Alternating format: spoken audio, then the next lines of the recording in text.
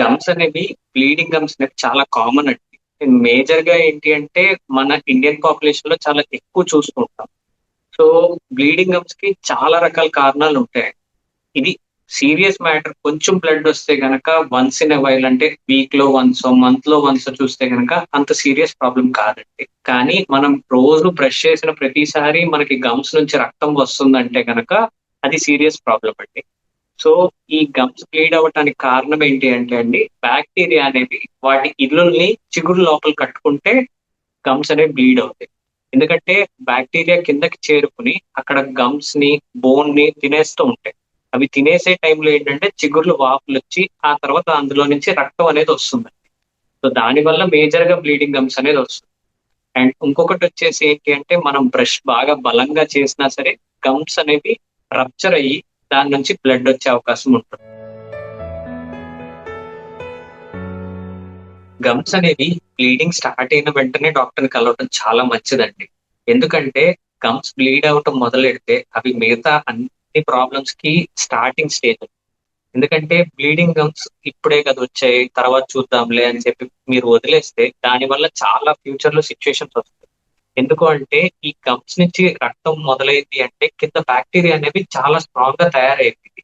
So ఆ bacteria ఇంకా strong అయ్యి టీత్ ని పాడు చేసి లేదా బోన్ లెవెల్ పడేసి ఇవన్నీ జరిగే కంటే మీరు ఇనీషియల్ గా ముందుగా వస్తే కనుక దానికి ప్రివెంటివ్ మెజర్ లాగా ఏ ట్రీట్మెంట్ అయితే అవసరం, దానికి కాజ్ ఏంటి, అవి ఎందువల్ల వస్తుంది అనేది ముందే చెక్ చేసి దానికి కావాల్సిన ట్రీట్మెంట్ అనేది మీకు డెంటిస్ట్ అనే వాళ్ళు ఇస్తే చాలా బెటర్ గా ఉంటుంది. తర్వాత వచ్చి అదంతా డ్యామేజ్ జరిగిపోయినాక చేయించుకుంటే ఏంటి అంటే మీకు కాస్ట్ ఎక్కువ అవుతుంది.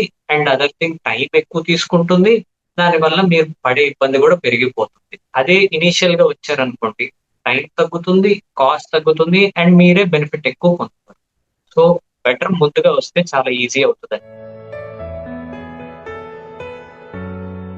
గమ్స్ బ్లీడింగ్ కి చాలా రీజన్స్ ఉంటాయండి. One of the major reason ఏంటి అంటే అండి గార పట్టడం.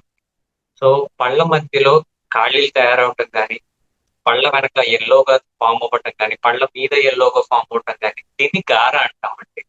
సో ఈ గార అనేది ఏంటి అంటే మనం తినే ఫుడ్, మన నోట్లో ఉన్న బ్యాక్టీరియా రెండు కలిసి ఒక లేయర్ లాగా ఫామ్ అవుతుందండి. ఒక పల్చపాటి లేయర్ గా ఫామ్ అవుతుంది. ఈ లేయర్స్ అనేవి మన పళ్ళకి చిగురికి ఎడ్జ్ బాండ్ ఏదైతే ఉంటుందో దగ్గరలో ఆ దగ్గర ఉంటుందండి.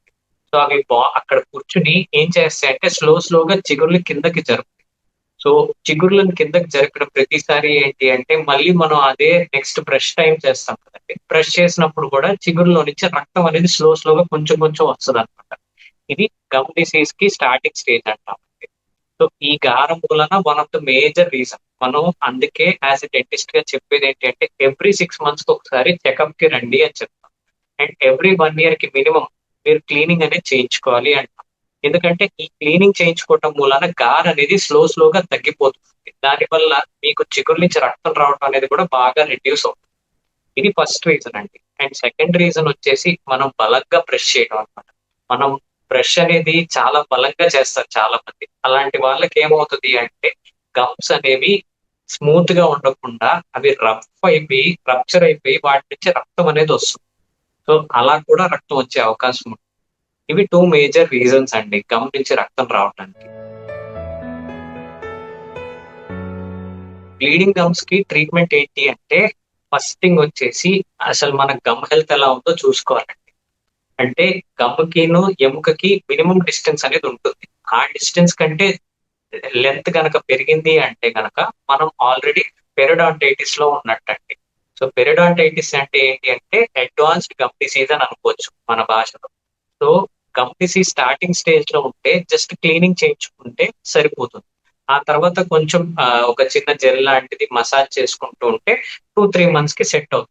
అదే మనం అడ్వాన్స్డ్ గమ్ డిసీజ్ లోకి వెళ్ళామనుకోండి, అట్లాంటి టైంలో ఏంటి అంటే ఈ పళ్ళు కదలటం అనేది స్టార్ట్ అవటం, లేదా పళ్ళు ఊడిపోవటం, లేదా మీకు పళ్ళు మధ్యలో ఫుడ్ బాగా ఇరుక్కుపోవటం, ఇవన్నీ జరుగుతాయి అన్నమాట. ఇవన్నీ ఏంటి అంటే అడ్వాన్స్డ్ గమ్ డిసీజ్ లో ఉండే సింటమ్స్ అండి. సో ఇలా వెళ్ళినప్పుడు ఏంటి అంటే గమ్ లో కొంచెం కట్ చేసి ఓపెన్ చేసి అక్కడ లోపల నుంచి పట్టిన గారంతా తీసేయాల్సి ఉంటుంది. అలా తీసేసి మళ్ళీ గమ్ ని వెనక్కి పెట్టేస్తే అది ఫ్లాప్ సర్జరీ అంటారు. సో అంత దాకా వెళ్ళక ముందే మనం గనక గమ్ డిసీజ్ ని ముందుగానే గమనించుకుంటే చాలా హెల్ప్ఫుల్ గా ఉంటుంది.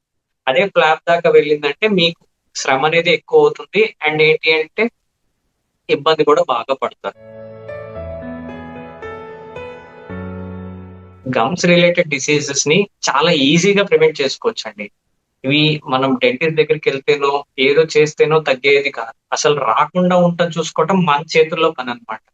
సో ఎంత ఈజీ అంటే ఎవ్రీ డే 2 టైమ్స్ బ్రష్ చేయటం అండ్ ఎవ్రీ డే నైట్ పడుకునే ముందు ఫ్లాస్ చేయటం. సో ఈ ఫ్లాసింగ్ అనేది మేజర్ పాయింట్ అండి. ఈ ఫ్లాసింగ్ అనేది మనం జనరల్ గా అసలు పట్టించుకో. మన ఇండియన్ బుక్స్ లో కూడా ఎక్కడ కూడా ఇది చెయ్యాలని రాయరు. సో ఈ ఫ్లాసింగ్ అనేది ఒక్కటి అలవాటు చేసుకుంటే మన లైఫ్ లో గమ్ డిసీజ్ రావడం అట్లీస్ట్ 50% తగ్గిపోతుందండి. ఫ్లాసింగ్ అంటే ఏం లేదండి, మన బ్రష్ అనేది ఫ్రంట్ సైడ్ లోపల పక్క రెండు వైపులా క్లీన్ చేస్తాం కానీ పళ్ళ మధ్యలోకి మనం క్లీన్ చేయం. పళ్ళ మధ్యలో క్లీన్ చేసుకునే విధానాన్నే ఫ్లాసింగ్ అంటామండి. సో దీనికి మాన్యువల్ ఫ్లాసింగ్ అంటే దారపు తీగలాగా ఉంటుంది, దాంతో అయినా చేసుకోవచ్చు. లేదా ఇప్పుడు కొత్త మిషన్ వచ్చింది, వాటర్ ఫ్లాసర్ అని ఉంటుందండి. సో చిన్న మిషన్ లాగా ఉంటుంది, దాంట్లో వాటర్ నింపుకొని ప్రెస్ చేస్తే బటన్ తో పళ్ళ మధ్యలో ఉన్న ఫుడ్ పార్టికల్స్ అండ్ బ్యాక్టీరియా కూడా పోతాయి. ఇది ఒక పద్ధతి. సో ఇది అలవాటు చేసుకుంటే 50% గమ్ డిసీజ్ ని ముందుగానే మనం అవాయిడ్ చేయొచ్చు. అండ్ థర్డ్ థింగ్ వచ్చేసి మనం ఏది తిన్నా సరే నోట్లో నీళ్లు పోసుకుని పుక్కిలు పట్టాలండి. సో దట్ ఏంటి అంటే ఫుడ్ పార్టికల్స్ అనేవి ఎక్కడా స్టక్ అవ్వకుండా ఉంటాయి. అవి ఎక్కడైనా ఇరుక్కుంటేనే అవి ఇల్లు కట్టుకుంటాయి. అవి ఇరుక్కోకపోతే మనం హ్యాపీగా బ్యాక్టీరియా మన నోట్లో ఎంత ఉన్నా సరే వాటికి ఫుడ్ అందించకు. బ్యాక్టీరియా ఫుడ్ అందించకపోతే బ్యాక్టీరియా అలానే నోట్లో ఉంటాయి తప్పితే అవి ఏమీ చెయ్యవు. కానీ మనం ఫుడ్ ఇచ్చాము అంటే అవి ఇంకా డబల్ అయ్యి ట్రిపుల్ అయ్యి మళ్ళీ మన గమ్స్ ని ఎఫెక్ట్ చేస్తాయి. So everyday brushing, flossing and rinsing ఈ మూడు చేస్తే కనుక గమ్ డిసీజ్ అనేది చాలా వరకు బెటర్ అయిపోతుంది అండ్ చాలా వరకు తగ్గిపోతుంది.